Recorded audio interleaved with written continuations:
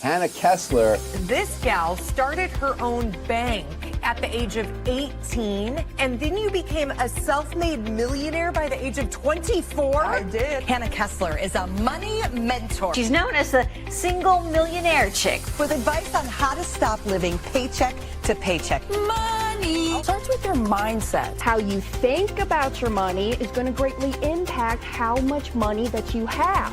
I grew up in a town called Olathe, Kansas. I'd be walking out of the door, going to school, and my mama would holler at me, "Hannah, make good choices." And I'd have to holler back, "Because the choices I make today will affect my future." My parents, they did a very good job about teaching me as a child how to handle my money. We have a lack of understanding when it comes to money. If you want your kids to have money, you need to start talking to them about it while they're young. I'm really second generation to this concept that's called the infinite banking concept. And at 18 years old, my dad gave me the choice to start my own bank that then led me to becoming a millionaire by the time I was 24. Now you've written a book to help tie it all together. So the companion is really just teaching kids that, not specifically money, but really important life lessons. Now being the owner of the Money Multiplier, I help serve over 17,000 clients in every state of the country. Where can people get the book? HannahKessler.com. Hannah spelled the same way forwards and backwards, Kessler with one S. Also, I got my podcast show, the Money Multiplier Podcast. And make good choices today, because the choices you make today will affect your future.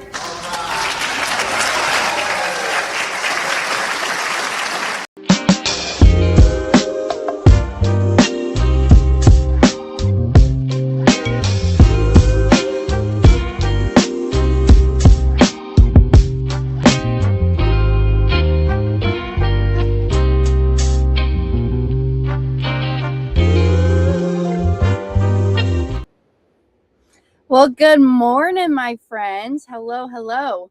Make good choices, because the choices you make today will affect your future. I'm feeling it today. I stayed up a little too late last night. So we were back on the road. I'm heading back to Florida. I'm about the 14 hours out or so I'll probably make it home by Friday. But we got to get back home. We have to prep, because coming up, we got Tampa Money Game Live, baby. So it's shaping out. So we have over 100 folks coming. Right now, we're at about 132 registered folks coming out. And I mean, it's going to be a powerful room. So I'm looking forward to seeing all of y'all. VIP has officially sold out. But if you are still wanting to come as a GA guest, you can come in to the event in Tampa, moneygamelive.com. And also, I am going to be at a local RIA meetup on Thursday, the 26th. Okay, so Thursday, the 26th in St. Petersburg, Florida. So St. Pete, for all of my folks who are out there, if you want to come and join the meetup, it's a free event. It's ran by a gentleman named Eric Greenstein, and Eric runs a lot of the RIAs around Florida. So he's actually based out of Fort Lauderdale, but he does the Tampa, Orlando, St. Pete, Fort Lauderdale, and I think even the Miami RIA. I could be wrong there, maybe not Miami. But great people. So if y'all are in the real estate space or want to get involved in real estate investing, it's a great group of people to be around, and deals are being made. So, because that's my plan, right? I mean, as I always say within the infinite banking space, I'm never going to tell you how to go make your money, how to go invest your money. But if you want to have those buddy conversations, I'll turn you on to what I'm doing, what's working out for me over here. And really, I mean, my strategy is my policies. That's the foundation to everything that I do. That's just where I store, protect my money, get the government out of my hair. And then through my policies is how I finance and buy the things in life. This van that I'm sitting here at, inside of, my real estate investments, my insurances, the car insurance, the health insurance, how I pay my chiropractic bill, right? So just everything that I do within my life it all goes through my policies first, and then I go out and place those dollars elsewhere, making my money work even harder for me. So that's why I put no money in 401ks, IRAs, Roth accounts, no money in the stock market. And people have different strategies, you know what I mean? So just keep an open mind as you're learning new things. As Nelson Nash always says, never hit that arrival syndrome. So just continue to learn, be a sponge, and absorb information. And you don't got to implement everything, right? I say that all the time too. Just be a sponge, hear what people are saying. I do have a special guest who's going to be joining us today. Now, he is on the West Coast side, okay? So it's very early for him, but he'll be joining us, and he's actually going to be one of our featured speakers at Tampa. But before we get into it, good morning, Mr. Thomas. Good to see you, my man. Dexter, hello. Dexter, you should be in Tampa. I'm just saying, okay? And bring Corey with you. Alfredo, good to see you. You're probably working right now. I know you got the early shift. So good morning, my friends. All right. Well, today I have a fun topic that I want to get into. And let me tell you, I thought about this topic when Daisy and I, so Daisy's my cat, if y'all don't know, she's my child, okay? But Daisy and I, we were in New Mexico, and we were heading west. We were heading out to Arizona. Our final stop was Tucson, and then I started driving south from Tucson. I went to Tombstone. I didn't even know what Tombstone is, but I guess Tombstone's like a very famous town. You know, I guess they made a lot of movies on it. I don't know. I'm a little uncultured in the movie world. I'm getting there. But I just pulled off because it said parking. I said, you know, I'm getting tired. Let's just pull off for this evening. And come to find out, I stayed 2 nights in Tombstone, which is a really cool, like old Western vibey type of town. I stayed 2 nights there. I actually met a friend. Okay, just real quick, short story. I don't think I shared this yet, but I was working all day. I was working from like 7 a.m. and then I got off my last meeting about 6:30. And I was like, okay, I am tired. I do not want to cook myself dinner tonight. So I'm going to go out. And when I try and find restaurants, I use Yelp. I love Yelp. I'm an avid Yelp user. I even post my own reviews on Yelp because I'm a foodie. And I was seeing a lot of the restaurants, right? And so one of the restaurants that popped up was this Kate's Saloon. And I said, okay, this place looks kind of cool. So I walk in, and actually the guy is originally from New York. And so he made a really good Reuben. And I love Reuben. So I got the Reuben, a little side salad. I was sitting there eating my dinner. And I was just chit-chatting with the bartender who was there, because it was just myself. So I was sitting up there at the bar. And he goes, hey, the girl over there, she's a solo traveler too. You should go talk to her. And I was like, okay, I'll go talk to her. So after I finish my meal, I close out my tab, I walk over to her, and we hit it off. So, you know, she's 25 years old. She's actually originally from Ohio. She was in town for a week just doing a solo little travel thing for herself, vacation time. And we hung out that evening. And then the next morning we got up and we had breakfast together. So I made a new friend when I was on the road. That was kind of fun. Now we follow each other on Instagram. I have her phone number. We've been kind of chit-chatting. But then after Tombstone, then I hit Bisbee. Bisbee, Arizona was really, really cool. Now I'm having deja vu. Maybe I did say this last week. But then I headed east. I hit Dallas. I'm going to fill y'all in probably next week or the week after about the importance of long-term care, okay? We're having some issues this week with Nanny and Papa. I'll fill y'all in later on that. But now I'm heading back home to Florida here. So Annette is saying, yes, Annette, you're coming to Tampa. I'm very excited to see you, my girl. All right. But I thought about this topic when Daisy and I were in New Mexico at the White Sands National Park. And I was like, oh my gosh, this is perfect, right? Because I was having some thoughts to myself in the morning time is when I write a lot of my thoughts down that I was having. And I made a big list. It kind of is a big list, a few bullet points here, probably about 10 or 12 bullet points of things that will take you far in business. And these are just topics that I have learned over my years as being a young entrepreneur, and then also coming from a family of entrepreneurs as well, with mom and dad being in the chiropractic business. So I have a few bullet points I want to get into, but we're probably not going to cover it all in our time here today. But I'm going to probably do a part 2, part 3 if we have to type of series. And reminder, y'all, I'm here live every Thursday morning, 9 a.m. Eastern time. And if you don't catch it live, you can also catch the recordings on YouTube underneath the Money Multiplier or the Hannah Kessler channel or podcast. Okay, so it is a podcast show as well. If you just search up Money Mornings with Hannah, you'll be able to go and catch those replays as well. So before we get into it, I'm excited to be joined here by Mr. Eric Zwigart. And hopefully I'm saying that correctly. Okay, he'll correct me once I bring him on. But Eric, he's a fund manager. He's an operator who understands what it really takes to build and sustain a business at a high level. And like I mentioned, this is going to be part 1 of the series that I'm starting, Things That Will Take You Far in Business, where we're going to talk about real lessons, not just theory. And today we're going to be diving into honesty, the ownership, and why the best deals are always a win-win situation.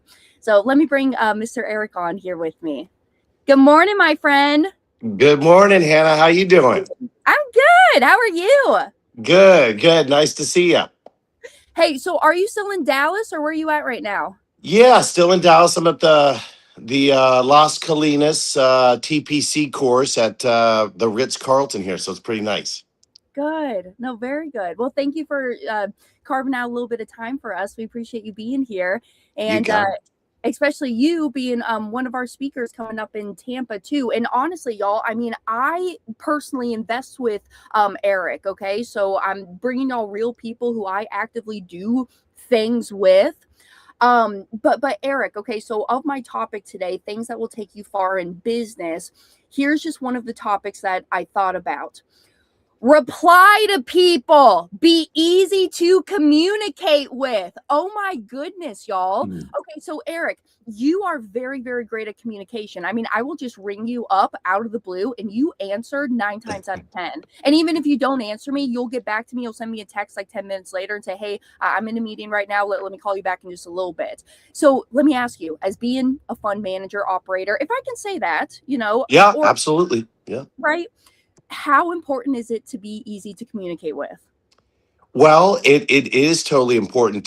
There's one thing that you kind of get, when you have close contacts and access, it's like at some point you have to have a little bit of flow to it. So having an assistant or having somebody, a communication system that's going to get to you, and knowing that key person that, that sometimes you have a little gatekeeper going there. I don't always have that with you, but most people, I've had the same number for 30 years. So, the same cell phone number and the same number for 30 years. So I think there's like 10,000 plus contacts in my phone. It's like overloaded.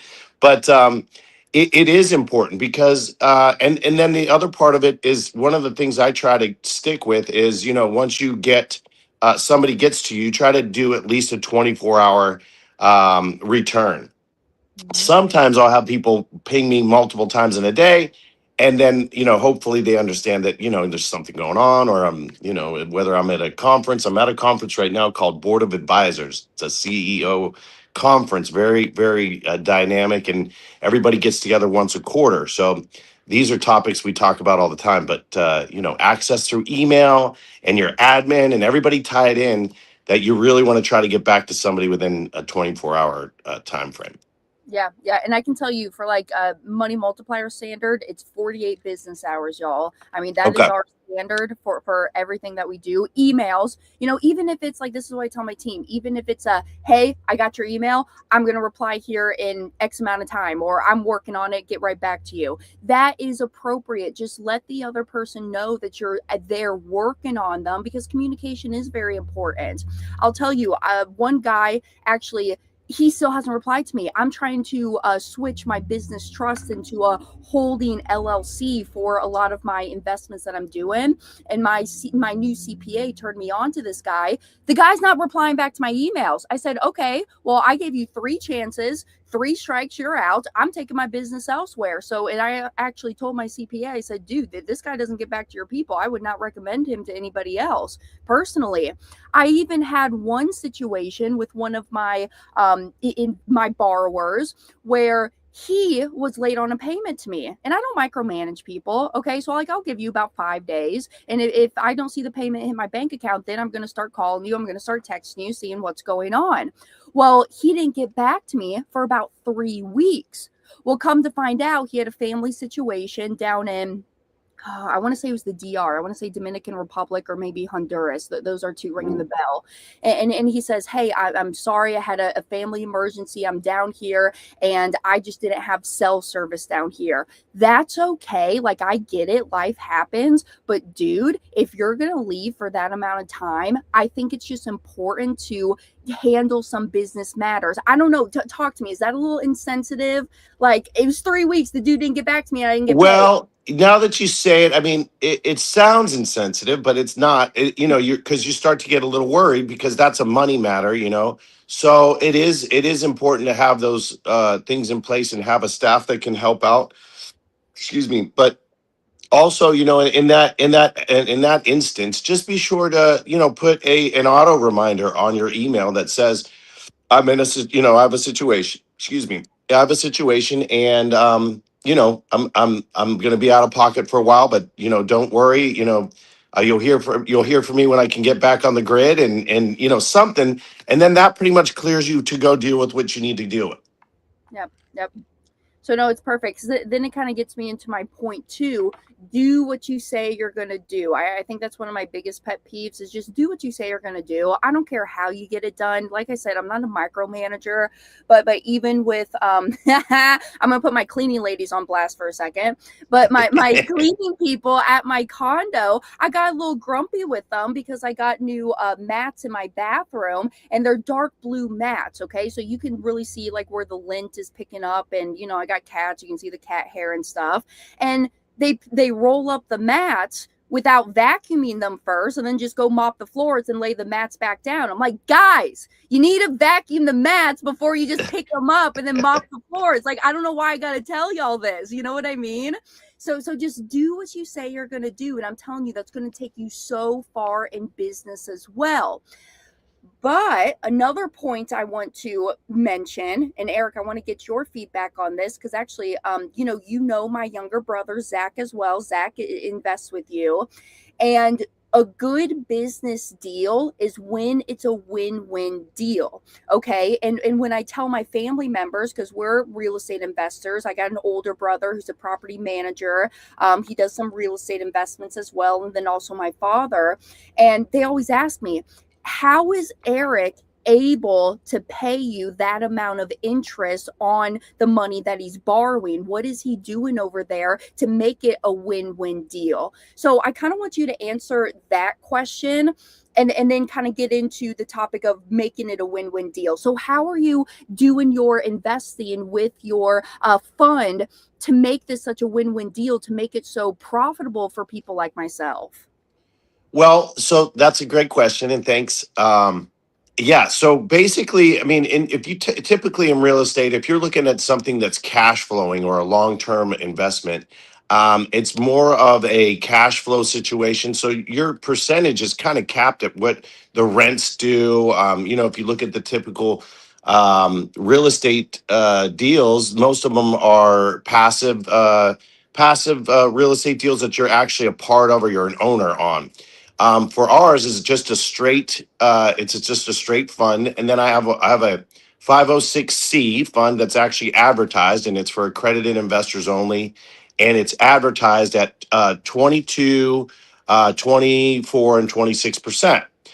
Those are all based on what you put in. So 22% is for 22% is for below 100,000, 24% is above 100,000, and 26% is above a million.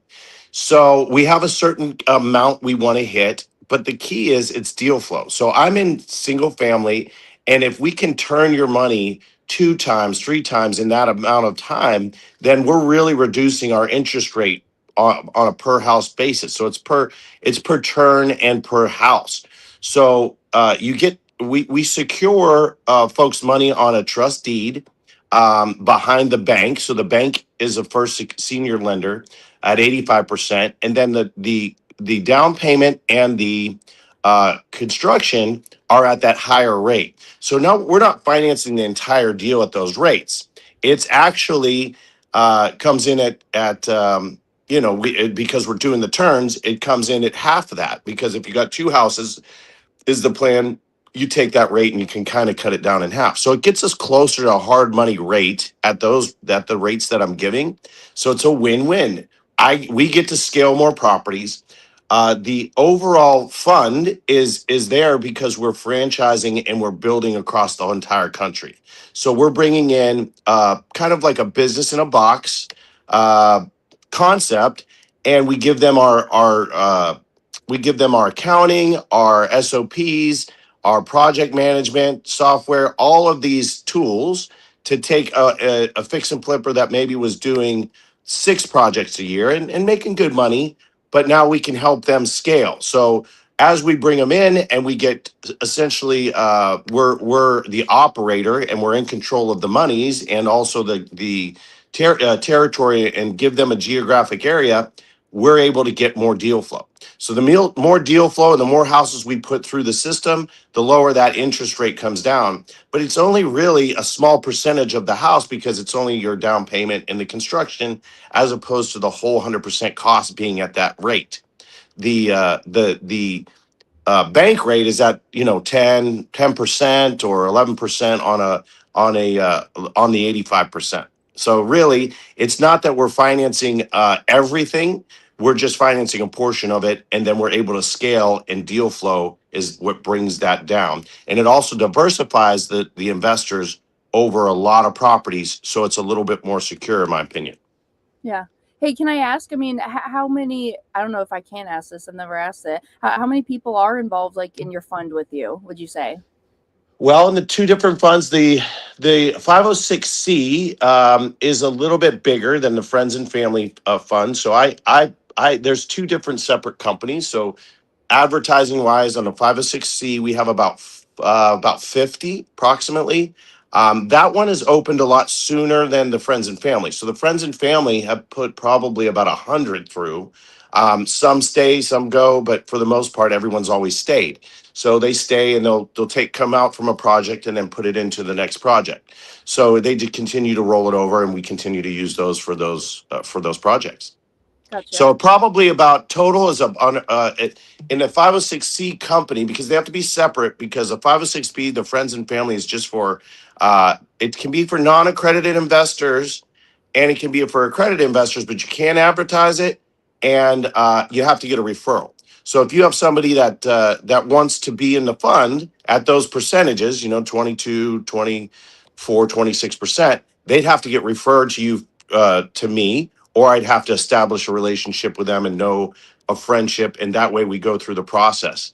But the 506c, if you're accredited, you can get in, just with the click of a link, and you're in, and you can jump in. And everything that you're doing, is it all in California or is it all across the states? Because I know So mine. at this point, it's all in California. We're about to take that to the next level and bring on the first 6 territories. So some are spread out in California. So we're going to do a Northern Cal, a desert territory. We have Nevada on board, and then Ohio, Pennsylvania, Dallas is another one that wants to come on board. So we have all those folks, Virginia. I have all those folks in place to be the first betas that come on with our national franchise type system, territories we call it, and that's ready to go. So once that goes and then that's worked out, then we'll be able to scale that and literally advertise to fix and flippers to bring them in and convert them and get them on board within a 90-day window and start ramping that up. And the goal is to get about at least 50 territories to have something where maybe there's like an exit for me, or have it packaged up for somebody. But the EBITDA and the projections are pretty much in a 3 to 5 year window. Got it.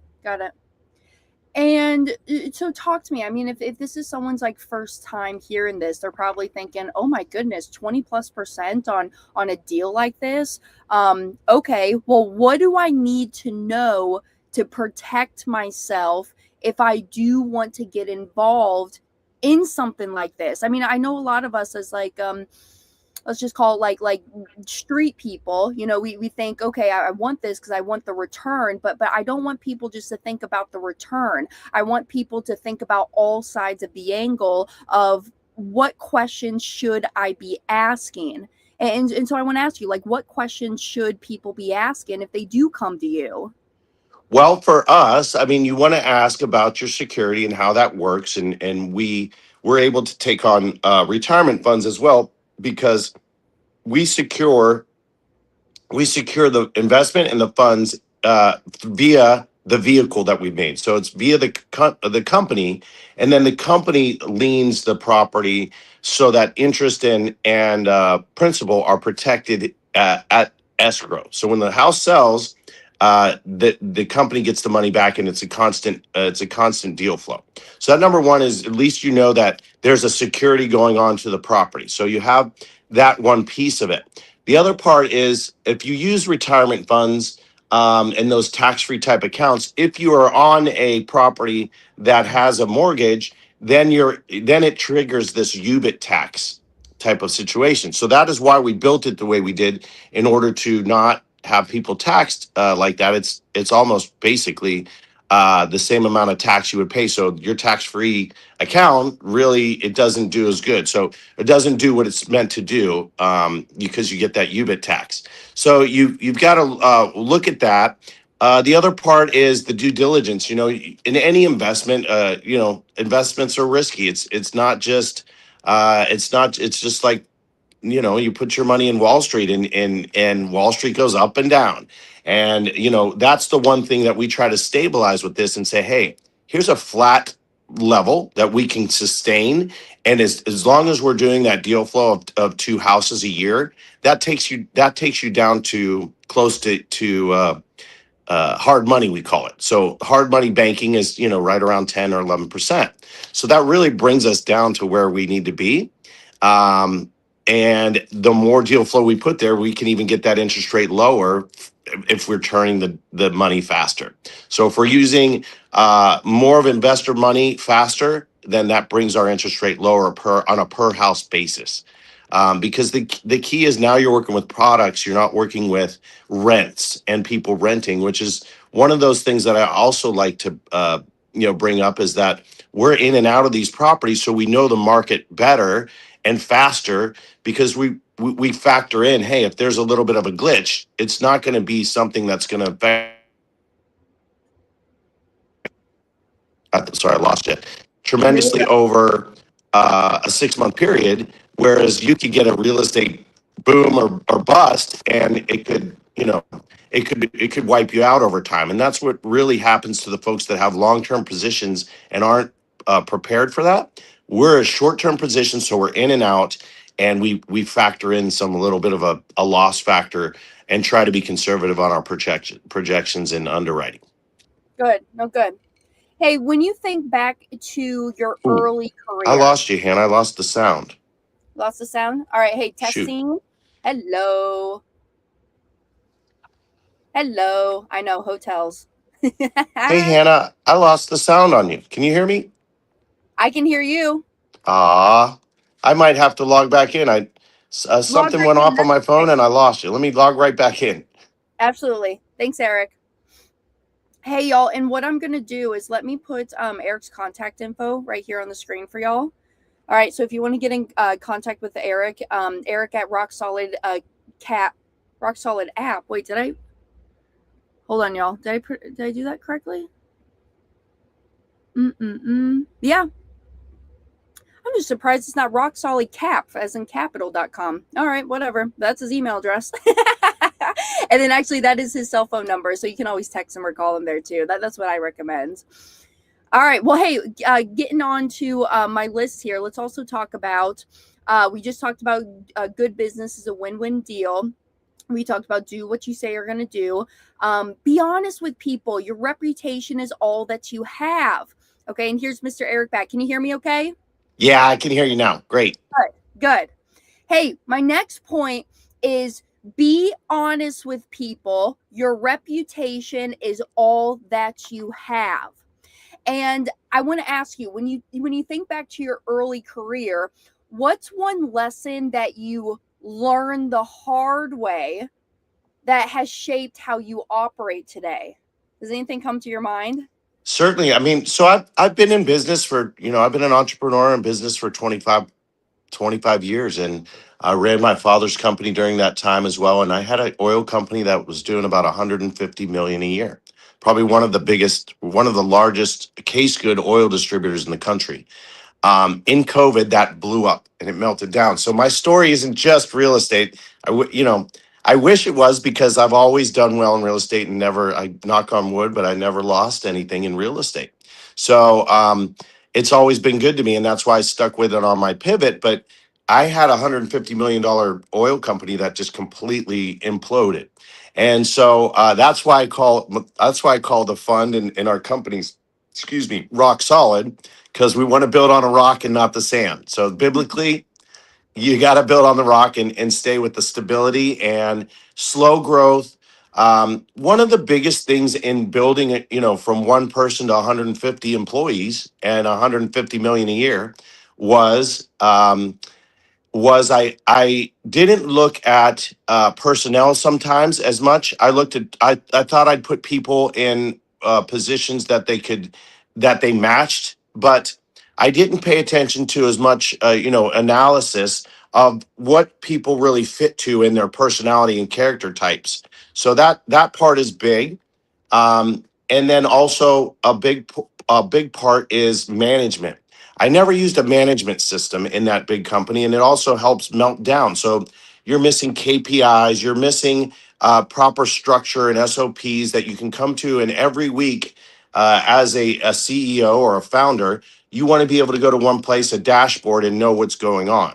So that was missing in those companies. So that's not missing in Rock Solid, and we continue to improve that. But that would be some of the two or the bigger things that I would say is make sure you're putting people in the right place. Management systems are very important, and when you do that, you can also attract talent that knows that management system. So there's systems like I think it's EOS, and I've really liked this other system called Empire, and now I'm working with a consultant that has his own system. His name's Carl Gold. Pretty let's say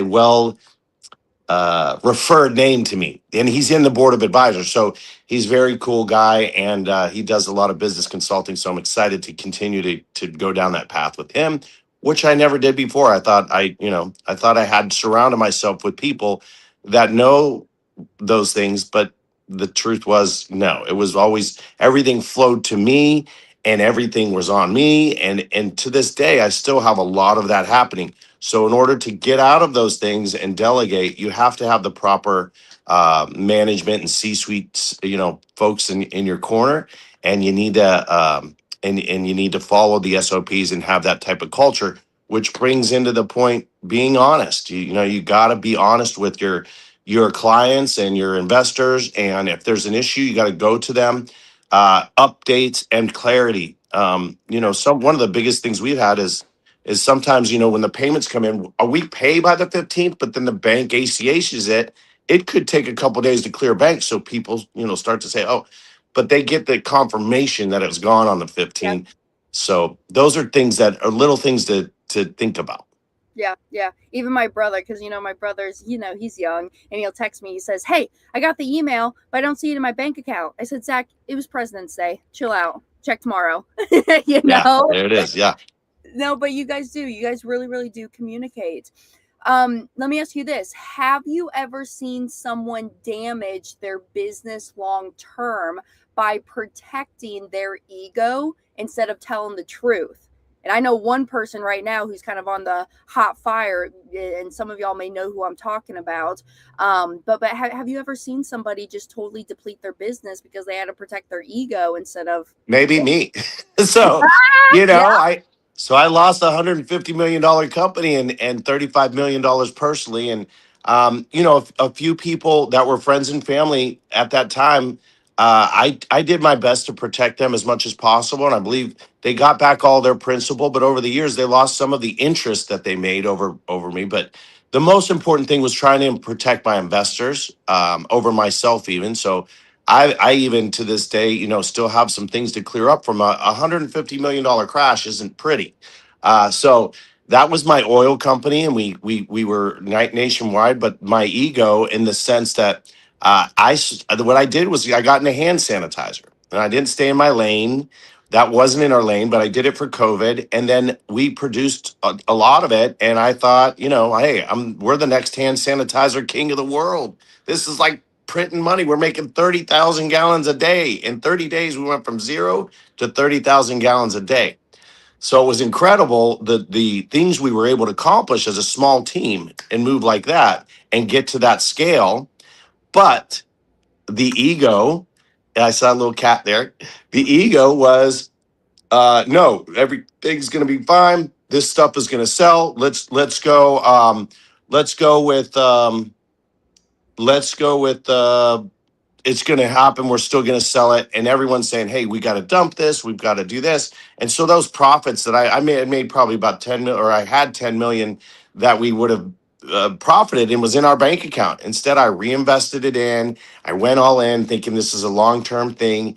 And no, it was a short-term thing. Should have got in and out and listened to some of my advisors and folks around me, which I didn't do. So that's the ego thinking I have the answers, but you need to listen to your people, and you need to listen to people that you put around you. If you don't, then you got to take the heat yourself and put it on your shoulders. And losing a $150 million company and 35 million personally is a lot to put on your shoulders, but you get through it. And that's really a big part of the story of Rock Solid, of you know, coming back and a comeback story and sticking in real estate, because again, I never lost in real estate. So it was really attractive to move on from that company to this eventually, and how it morphed. But there's a hero's journey in there somewhere, and hopefully that's why I'm here today with you.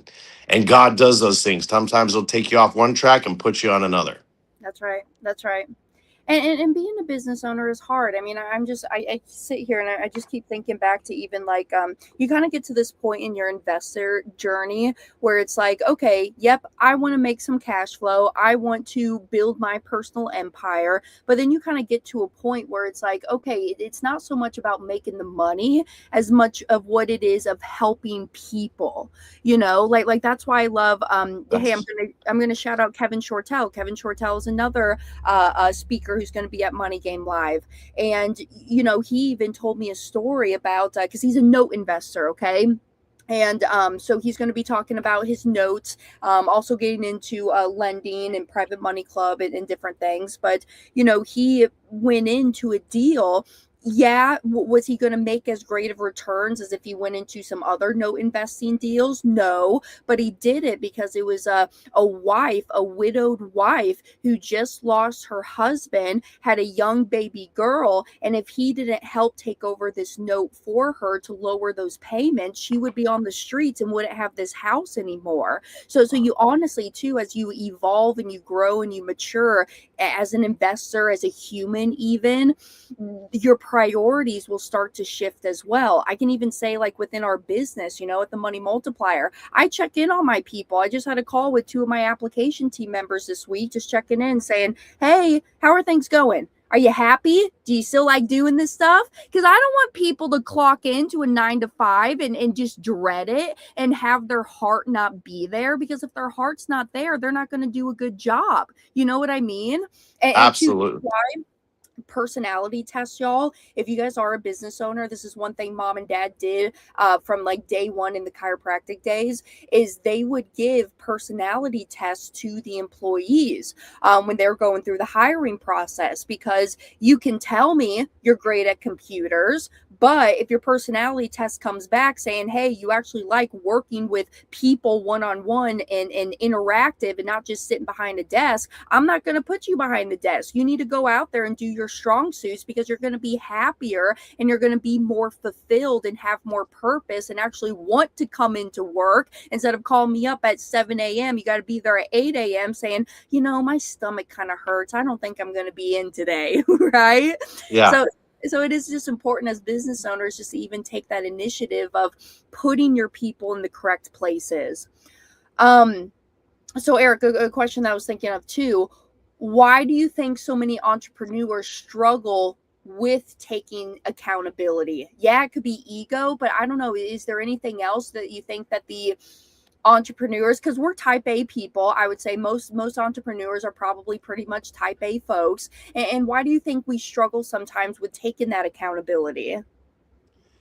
Well, aside from the ego, sometimes you'll get to a point where I can see in the entrepreneur journey, there's different levels of you go through. Business isn't always black and white, so sometimes there's a little bit of gray. So you want to paint a good picture to certain folks because you think it's part of the evolution of a product, of a service, of whatever, and you want to be able to fix it in the time frame that you think you can. But so sometimes you're trying to, buy yourself a little time to fix whatever glitch is happening or whatever, whatever's happening in that situation. But the problem is you can get too overly optimistic, and when you do that, it then can backfire and turns into looking like you weren't honest. So when I brought a bunch of folks in because I had a plan in that, and before the meltdown was happening, I had people come in, and my plan was to do a certain something with their funds that came in, and I had another refi coming in, and when that came in, there were certain levers I could have pulled to make that come together and essentially save that company. The problem is I didn't have the right advisors around me, and so when I was telling them about what I wanted to do, it was absolutely 100% the truth. Now, what happens is sometimes that falls out of your control. So I had a situation where my bank and a CRO got together, and they weren't supposed to be together, and it just kind of blew up from there. So with that being said, I come back and you look at it and say, well, you did this certain thing, but it didn't really work out that way. And that's where everybody always has to know, nothing's ever guaranteed with investments, self-directed investments. Nothing's guaranteed in the stock market. Nothing's guaranteed. I mean, I use the example that, I'm not as much, when I had that company, I had 401ks and my own IRAs and things like that. And, I remember when you wake up and within a week or two, 40% is wiped out. Well, it takes 2 to 3 years, maybe sometimes, to put that back. When we had some of those things go down right before COVID, and then there was some nice big booms with the last Trump administration, and then there was some tough years with the former administration right now, and now hopefully you're seeing some gains. But those are things that it's going to happen, and so you can predict certain things like the S&P and say, hey, averages are 10%, but you're still going to get this fluctuation. And Yep. that's what I try to help out with. And I think this fund really is good at. So accredited investors, they can come in at those rates, and then non-accredited investors and accredited investors of your show, if they reach out to you and you refer them to me, they can come to me and I can put them in a 506B fund. If it's a friend of yours and you're a referral, they can come through you to me. So there's two ways I can personally take care of people because I have both companies. Good. No, good. And actually, to that point, that's what I wanted to kind of get into next. What are, if I'm putting my feelers out there and I'm looking at a whole bunch of different opportunities for myself, what are red flags that tell you a deal is one-sided or it's unsustainable? What are some red flags that kind of point out to you? Well, it's interesting, but yeah, we get that a lot because of the interest rate we have in real estate. It's not the norm. People are normally looking at that 10, 9, 10, 11%, 12%, plus maybe some, but they're owners. So if something goes wrong, you're going to have a cash call and have to put money into that because you're an owner of that property, that building or whatever. Yeah. So that's one of those things that you look at the percentage of what you're being offered. Most of the time, when you see things that are too good to be true without a really clear explanation, it's usually too good to be true. Yeah. There's a lot of stuff that goes in the venture capital world, in business itself. The percentages, I mean, when you're up and you're on an upswing, businesses can make a lot of money. It's turning the money. You can turn money many times over. When your product's making 30% and you sell it 10 times, you actually made 300% on that product that you bought. So you've done it 10 times. I got 30% and I did it for 10 months. Well, when you started with your investment and you did it 10 times, you made 300%. Businesses have those opportunities to do things like that and multiples and get multiples over time. So entrepreneurship and smaller investments have some of those good X returns. IPO businesses that go in, they have good returns. But those are the things that you want to look at and you want to say, is this real? Do they have a customer base? Do they have a product?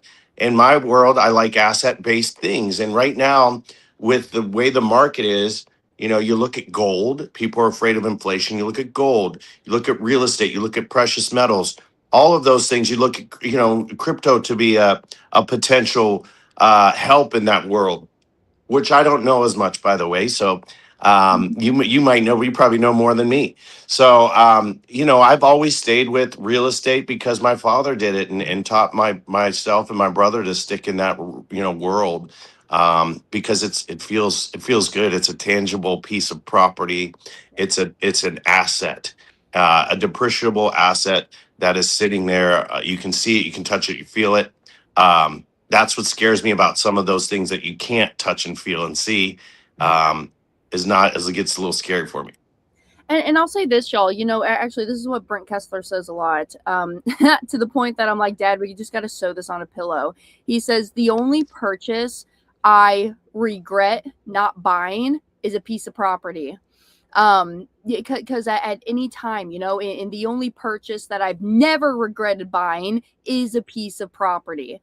He still talks to this day, oh my goodness, about this one condo, Madeira Beach, Florida. We used to rent it out before we moved to Florida, and he could have bought it. I want to say back in the day, Dad's got the exact numbers, but I want to say it was back in the day, he could have bought it for about 500, and 3 years later it appreciated to over 800 just because of where the marketplace was at the time. He's like, I'm still kicking myself to this day that I never bought that freaking condo. So now he's out there doing some deals. A lot of y'all know Mr. Chris Rude. Chris Rude is a great, phenomenal guy as well, y'all. So a lot of you in the Chris Noggle world, you guys know Chris Rude. He's a mobile home park investor, but he also does some other stuff.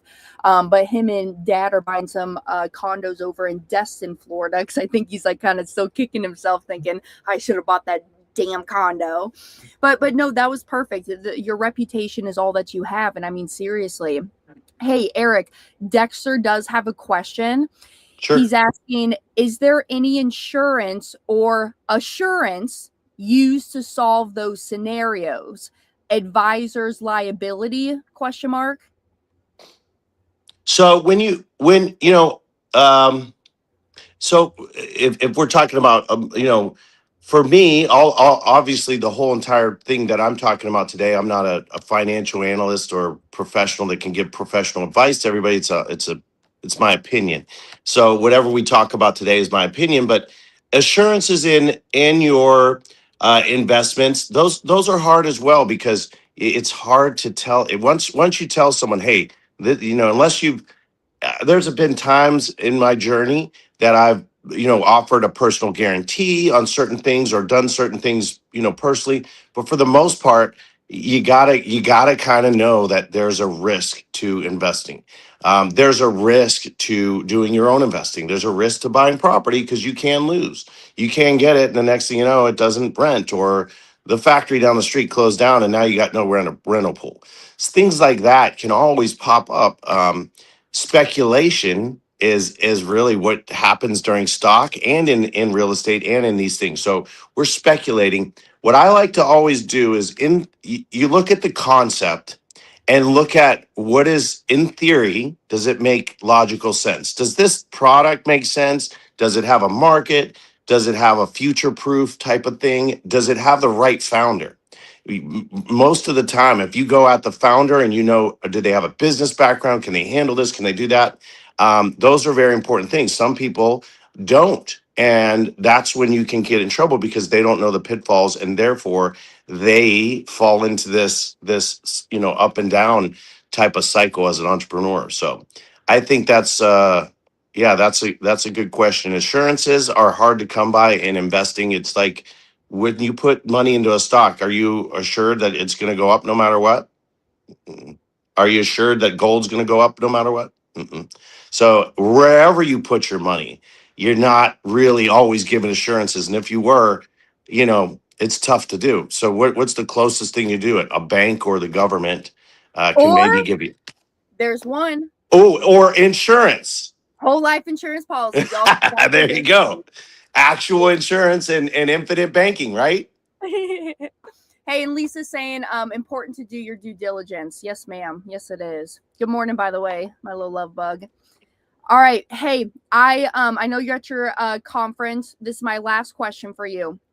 If you could give one piece of advice to someone who wants to go far in business, what would it be?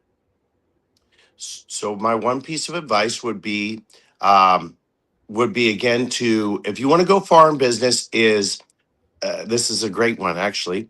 And you were mentioning earlier about folks, and this happened recently. I met with a gentleman because I was wanting to I'm ADHD and I get things going, and I make a lot of deals and deal making.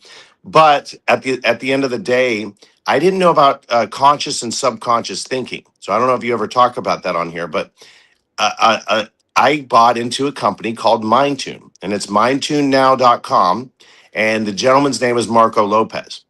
Well, I brought with him the business aspect of I think he's a great coach and has a great system. So I bought into mindtunenow.com, and I'm 50% owner with him. So we're developing a product. So it's a great entryway into conscious and subconscious thinking, and it helps you clear your mind and be still and make decisions from a still place.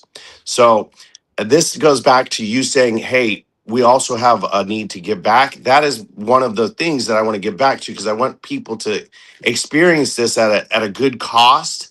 And so eventually it'll be a community and you'll come in at a certain cost. And if you can hold yourself accountable, you get the full system for a good cost. Me, as an entrepreneur, I paid the full coaching price. And at the time it was $25,000. So it kind of holds you a little bit more accountable, and the guy is on you. So the more you pay, the more you get accountable, because you're a business person, you're busy, you won't let it stick. So having him there made that stick. And then that brings us to your question. What is the main thing I would think about? It would be having a direction. He helped me understand also how a personal direction and a direction for your business. Because what happens is we're good at what we're doing, but if we don't put yourself in a touch, feel, see type of scenario down the road, you're really just sailing around or boating around or in the water, sailing without a destination. And that's what I did with a big $150 million company. You make it 100 or having 150 million in sales. I didn't always have a destination.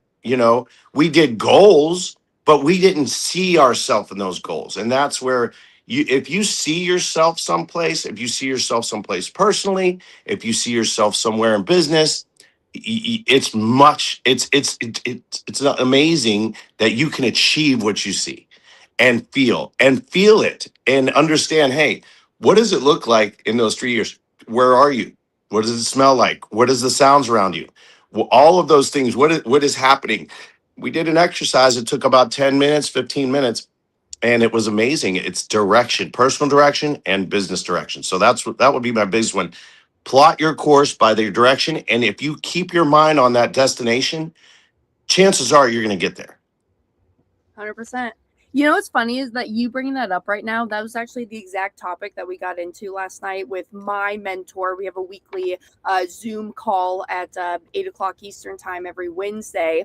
And he was on there saying, you can have it all, but you got to know what you want. And that's the hardest part to figure out. What do you actually want? A lot of people think they know what they want. I mean, I can tell you, even for my business, I thought I wanted to be big boss lady. I thought I wanted to be owner of a company. I don't like managing people. That's not what I want to do. I want to go out and go talk to the public. I don't like to manage people. I'm not good at it. That's just not my strong suit. Right. And so when you get very clear on what you actually want, you can truly have it all. So you're going to talk. I'm 100% behind you there because I'm in the same thing, but I find myself building these companies and I'm in flush in the management of it all. But my forte is in sales and being with people and growing those things and being a visionary. But yet I'm way into management. So that's part of the building your systems so And a that folks team. can elevate you out of it. And we need to get out of that part and get ourselves into a role that really fits with us. I'm in the same way. I don't like management. I don't like manage people, and No, probably my people don't like me managing them. But straight up. we need ones in place that will do a great job and have that once a week call and connection. Yeah. And honestly, actually, that's a perfect way to end. Hold on, my ADD, I just lost it. It was managing people. Control. I'm a huge control freak. It is hard. It is very, very hard for me to give up that control sometimes. And let's be honest. No, are people going to do it as well as what you could do it? Probably not. But is it good enough? Yeah, and they'll rise to that occasion. After they do it over and over again, they will rise to that occasion and do it exactly how you would do it. But sometimes it's hard to let go, and you got to give up that control sometimes. Let people take over that task, because at the end of the day, then it's freeing up your time so that you can focus on making the positive changes, impacting, getting the business through the doors, making sure the business is cash flowing, yada, yada. So delegation is important. Yes, it's hard. I'm still trying to learn that trait. Okay. But thank you, Eric. And I'm sorry, I didn't even ask you. Is it okay that I've been sharing your email and phone number here on the screen? Yeah, absolutely. Share my email, phone number. Website for the accredited investors is rocksolidcap.com. So that's rock solid cap with a C. My email only has the AP. Okay. So rocksolidcap.com, and then that takes you through. You can go through landing pages and learn about the investment there on accredited. And if someone's non-accredited and wants to come in and get into that 22+%, then they can email you, and then you can email me, and then there'll be a referral, and we'll chat about it, and then get them situated on a 506B friends and family type of deal. No, good. And that's how we met, y'all. I mean, I was speaking on a webinar. I met, actually, they'll be in Tampa too. Cheryl and Rebecca, just FYI. Oh, nice. I love them. So I was speaking on the webinar. Cheryl was speaking, and she had her daughter who was helping her with tech, and she's a little bit younger than me. And I was like, oh my gosh, this is full circle, because that's where I started. Dexter, you know Dexter. But then I just reached out to her because I was like, hey, we should talk, and just kind of taking it from there. So that's how we got connected. So yeah, send me an email if you want to get connected with Eric. If you're a non-accredited investor, send me an email, hannah@themoneymultiplier.com. Like I said, y'all, no more VIP, but we do have a couple GA tickets left for Money Game Live. So moneygamelive.com, you can see what it's all about. Les Brown, Eric here, Eddie Austin, who y'all met last week. Obviously, Larry Steinhaus is going to be with me. Courtney Moeller, Kevin Shortell, Jeremiah Dew. Y'all know Jay Dew. He's going to be emceeing the event. He's a freaking hoot and a half, my man. I love Courtney Moeller, by the way. She's amazing. I love her I love her deal and Good. her. Yeah, very close with. I like her a lot. Oh, good. And last thing I'll leave you with, Lisa saying, listen to Earl Nightingale. He speaks to meeting goals. And I agree. Earl Nightingale is a great. Go to YouTube. Just look up Earl Nightingale. It's a good resource. All right, y'all. So I will be back next week for part 2. Probably, I was thinking about this actually this morning because next Thursday I'm going to be driving over to Tampa. I'll probably be on. I was just trying to get over to Tampa early. It's about a 3-hour drive from Daytona Beach, Florida. So I'll probably be on, but if I'm not, okay, I will catch y'all the following week. Just know that we got the Tampa event coming up. But until next week, thanks for being here. Do well, be good, and I'll see you next week. Bye, everyone. Thank you so much, Hannah.